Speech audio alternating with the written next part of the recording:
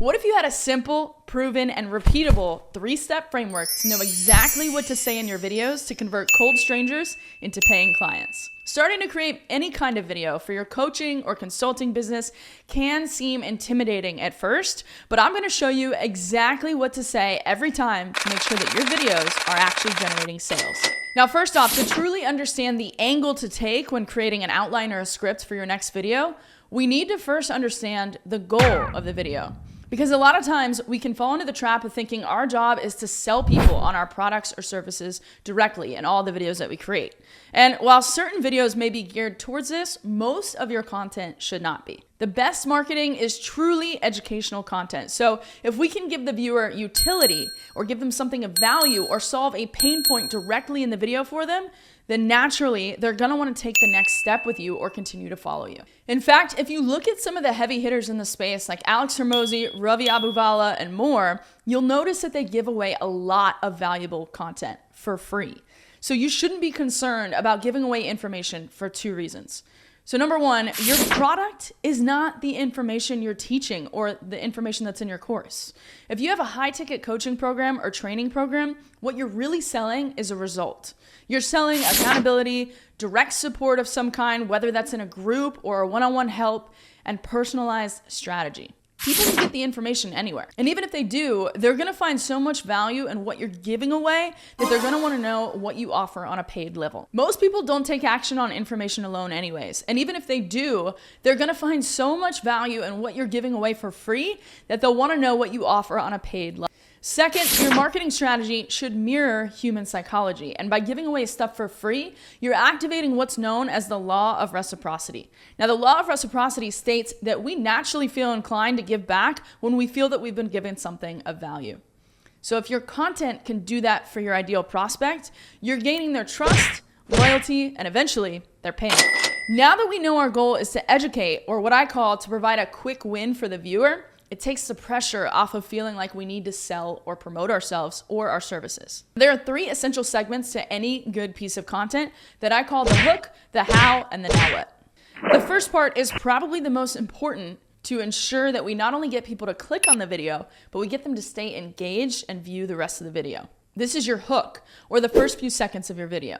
Speaking of getting people to engage, if you could do me a huge favor right now and hit the like button and subscribe, it lets me know to create more content just like this for you. So just like good copywriting, each line is essentially there to get the reader's permission to go on to the next line. The opening 5 seconds or so of your video is gaining the viewer's permission to move on to the next part of the video. If you lose them in the first few seconds with a boring intro or a 20-second blurb on who you are and what you do, they're gonna click off your video and move on to the next one. So that means that right away, we need to open up with an attention-grabbing hook and tell them what's in it for them by watching the entire video. What is the thing that they want that they can gain by the end of the video? Now, there are a lot of ways to create an effective hook, right? You can use numbers or a shocking statistic. You can take a position opposite of what everyone else says or thinks. You can use words like warning and this will forever transform how you look at X topic, right? Or you can also simply make a big promise. So by the end of this video, you'll know exactly what to say every time to convert strangers into paying clients. But the major thing when creating your hook is to stay genuine. So in other words, what you don't want to do is use a hook just to grab attention that has absolutely nothing to do with the rest of the content in your video. If it's not relevant, people can see through it and they'll click off your video and move on to the next. Now that you have their attention, the second part is where the bulk of the video will take place. This is the how. You want to go straight into giving them what they're looking for. Educate. Particularly when it comes to YouTube content and even Instagram Reels right now, the most effective kind of content is educational or a tutorial. And in fact, while over 80% of internet users are on YouTube, so practically everybody, over 60% of those users report watching a tutorial or a how-to video in the last week. So educational content works. And don't be afraid to go deep on the topics. When it comes to platforms like YouTube or even podcasts, your longer form content that actually teaches and gives value is going to be one of the best assets you can create for your business. Now, you can also focus on short form content on other platforms or even take pieces of your long form content to repurpose later.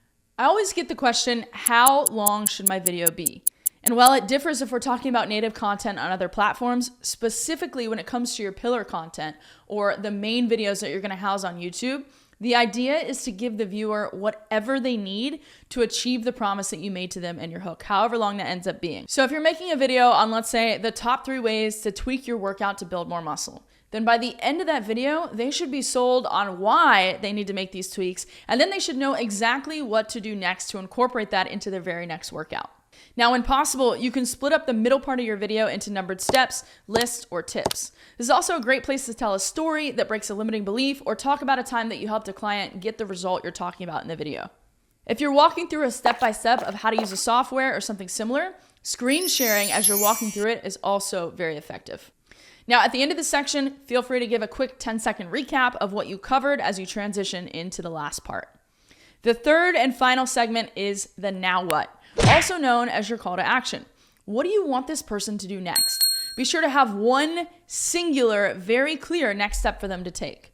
The clearer your call to action is, the better. So at the end of a YouTube video, it could be to click the link in the description to view a training you have or download a checklist in exchange for an email. It could also be as simple as comment down below or hit the subscribe button. Now, typically your goal of any content posted on any platform you don't own, like YouTube or Instagram, should be to eventually create traffic that you do own. In other words, grab their email in exchange for more value so that you can contact them later, no matter if algorithms change or your account gets shut down tomorrow. So there you have it, the framework you need to easily script out or outline any piece of content to make sure that it actually converts. So remember, the goal is to educate and give utility, not to sell. Then open with a hook, give them the how, and tell them the now what, the next step that you want them to take. If you want to learn more about how you can use this content to be everywhere at once and do it all in less than 3 hours a month, then check out my free training where I break that down in more detail over at get.upperhandcreative.com/learn, and I'll see you next time.